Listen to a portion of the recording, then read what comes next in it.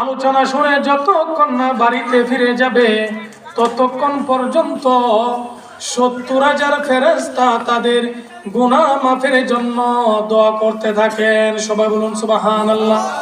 জুড়ে বলুন কয় হাজার ফেরেশতা? আমরা যারা দোকানে রাস্তাঘাটে এদিক সেদিক বসে আছি, কি বলেন আমরা সকলে প্রতিদিন ওয়াজ মাহফিল হয় না? কি বলেন হয়? এই মাহফিলের মধ্যে আসলে আল্লাহ তাআলা গুনাহকে মাফ করবেন। 70,000 ফেরেশতার আরেকটা ফায়দা আছে। আমি এটা বলে যে ওয়াজ মাহফিলে আসি, ওয়াজ শুনি, কিন্তু আমরা কোনো আমল করি না। কি বলেন এরকম হচ্ছে না?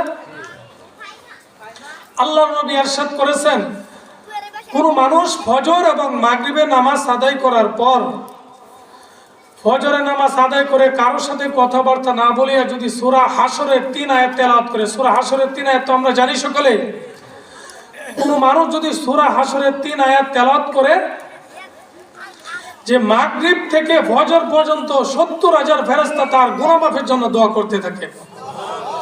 আবার ফজরের নামাজ আদায় করে যদি কোনো মানুষ কারোর সাথে কথাবার্তা না বলিয়া এই সূরা হাশরের 3 আয়াত তেলাওয়াত করে, ফজর থেকে মাগরিব পর্যন্ত সারাদিন 70,000 ফেরেশতা তার গুনাহ মাফের জন্য দোয়া করতে থাকেন। সবাই বলেন সুবহানাল্লাহ।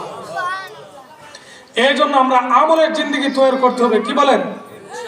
আমি অনুরোধ করব যারা রাস্তাঘাটে বাজারে দোকান পাটে আসি ইনশাল্লাহ সকলে ইনশাল্লাহ আজকে জান্নাতের বাগানকে এমনভাবে জান্নাতের বাগানে মধ্যে এসে বসে যায়, দেখবেন আল্লাহ তাআলা এটার উসিলা আল্লাহ তাআলা আমাদের গুনাহকে মাফ করে দিতে পারেন। কি বলেন?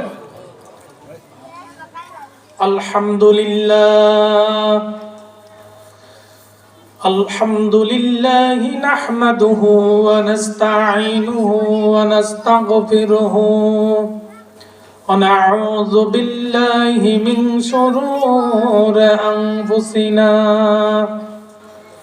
ومن سيئات أعمالنا